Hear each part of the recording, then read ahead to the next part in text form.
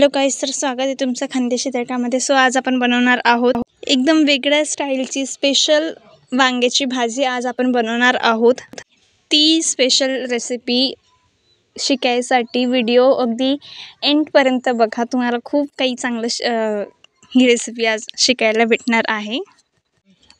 ही भाजी खानदेशी गावाकडच्या पद्धतीने आमच्या गावाकडे असेच बनवतात, तर ही तुमच्यासोबत मी आज शेअर केलेली आहे।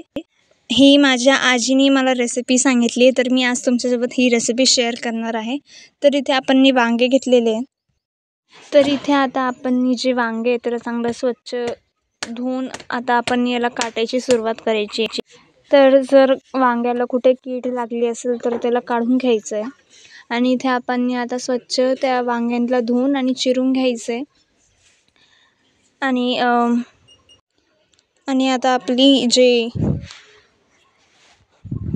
कोथिंबीर असतं ते आपण इथे घेतलेलं आहे, त्याला चांगलं 2-3 पाण्याने स्वच्छ धुवून घ्यायची। ताजी शेतातून आणलेली होती आम्हीने, तर तेच आम्हीने वापरलेली आहे इथं। तर आपण याला चांगलं आता याला स्वच्छ धुवून घ्यायचे 2 किंवा 3 पाण्यांनी।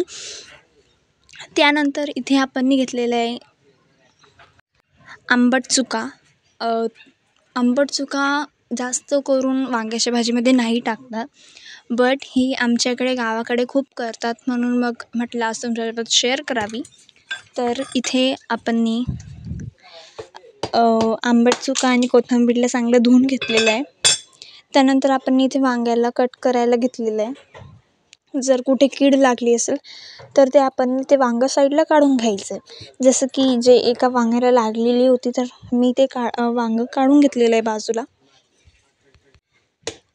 एकदम स्पेशल हे खानदेशकडची रेसिपी आज मी तुमच्यासोबत शेअर करणार आहे।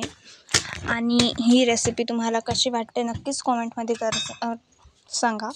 आणि इथे आपले जे वांगे ते चिरून झालेले, याला चांगलं आपण स्वच्छ धुवून पाण्याने धुवून घेतलेलं आहे। आता आपण कढईमध्ये तेल तापायला ठेवलेलं होतं। त्यानंतर आपण हे टाकायचं यामध्ये आपली वांगी जे आपण चिरून घेतलेले आहे, ते आपण इथे वांगे आता आपण इथे टाकायचे आहे। त्यानंतर इथे आपण चवीनुसार मीठ टाकलेलं आहे, थोडीशी हळद। तर यामध्ये मी इथे अर्धा चम्मच जे आपली हळद असते ते इथे टाकलेली आहे। आता याला चांगलं आपण हलवून घ्यायचं आहे। याला आपण वांग्याला आता शिजवून घ्यायचं आहे। इथे आपण वांग्याला चांगलं तेल मीठ लावून सर्व हे करून शिजवून घ्यायचं आहे। त्यानंतर आपण याला फोडणी द्यायला घ्यायची।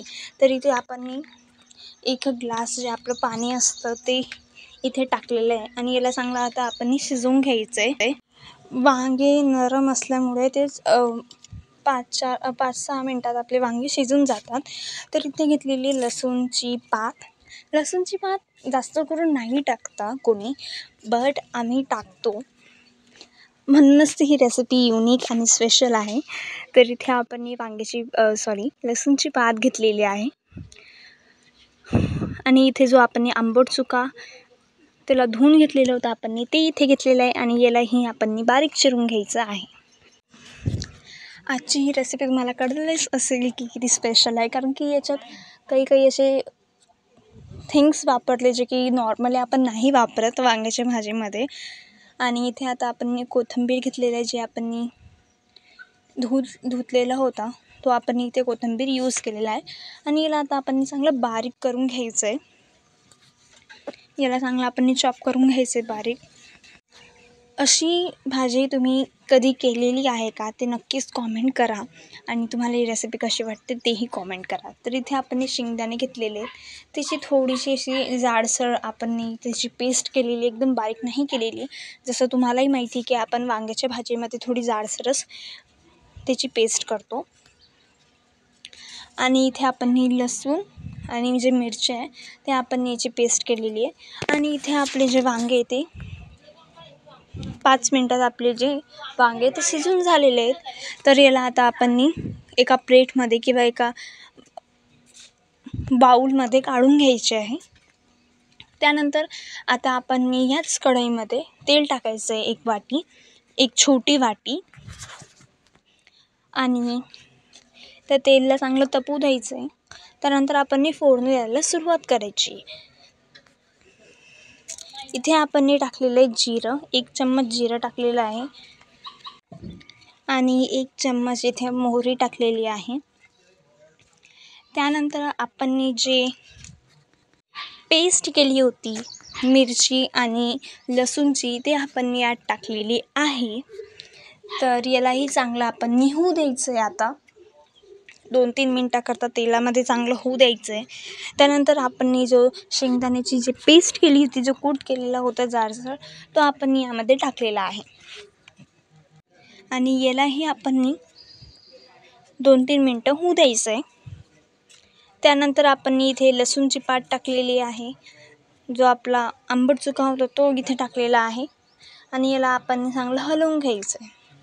2-3 मिनटाकरता याला चांगलं होऊ द्यायचं आहे. त्यानंतर आपण जे आपले वांगे आहेत ते यामध्ये टाकलेले आहे आणि यावर आपण त्या वांग्यांमध्ये थोडंसं पाणी टाकलेलं आहे. थोडं जी क्लिप आहे तर थोडी कट होऊन गेलेली ती आमच्याकडून, तर सॉरी. पण यामध्ये आता आपण वांगे जे शिजवलेले वांगे होते ते टाकलेले आहे आणि थोडंसं पाणी आपण यामध्ये ॲड केलेलं आहे. त्यानंतर आपण यामध्ये आता आपण चवीनुसार मीठ टाकायचे आणि वरतून जे आपण चिरलेलं होतं कोथिंबीर ते यामध्ये टाकायचं आहे. आणि तुम्हाला ही रेसिपी कशी वाटली नक्कीच कॉमेंट करा आणि रेसिपी कशी वाटली तेही. Thank you for